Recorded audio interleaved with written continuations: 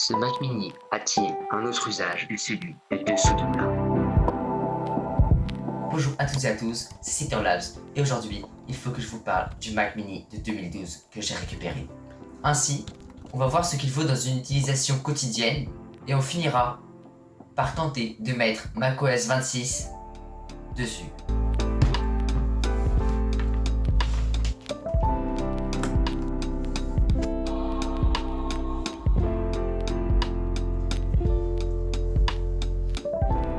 Alors oui, ce Mac commence à dater, mais par rapport à certains mini PC, il n'a rien à envier.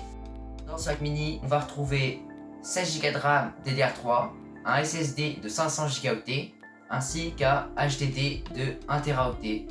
Pour le processeur, c'est un Intel Core i7 3ème génération. C'était la meilleure configuration disponible pour ce Mac à l'époque. Ce qui était très intéressant sur ce Mac mini, c'est que c'était l'un des derniers Mac encore évolutifs. C'est-à-dire qu'on peut facilement changer la RAM et le SSD en tournant simplement ce petit capot et en enlevant. Dans mon cas, j'ai récupéré ce Mac entièrement formaté, c'est-à-dire qu'il n'y avait plus aucun OS installé dessus. Donc j'ai dû maintenir commande R pour rejoindre le centre de récupération macOS et ainsi réinstaller la dernière version compatible avec mon Mac, c'est-à-dire macOS Catalina. Enfin, j'ai donc pu me connecter à un navigateur internet et installer OpenCore Legacy Patcher. Pour ceux qui ne connaissent pas, c'est un outil qui permet de contourner les limitations matérielles imposées par Apple en créant un EFI et en injectant des patchs de correction afin d'installer des versions plus récentes de macOS sur un Mac non compatible. Il n'y a rien d'illégal du moment que vous faites usage de cette méthode sur un Mac.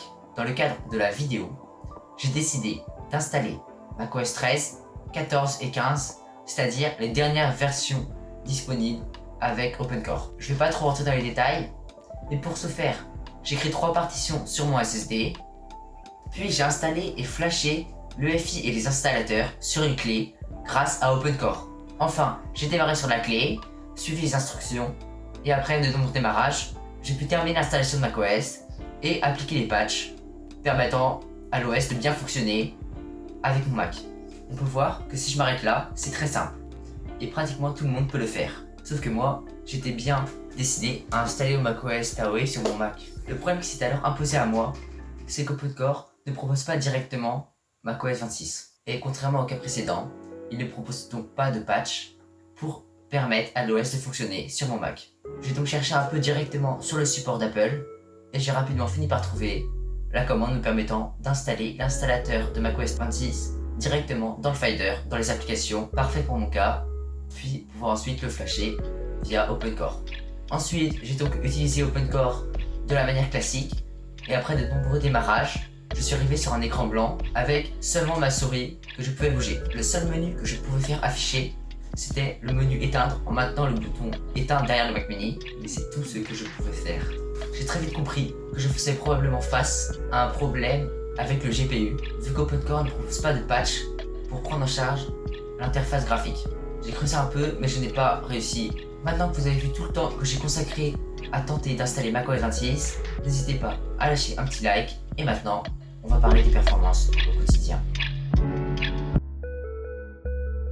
Est-ce que ce Mac est intéressant à l'usage sur les autres versions de macOS? Personnellement, je suis franchement étonné, et tant que je m'en tiens à des usages basiques, YouTube, traitement de texte, recherche web, etc.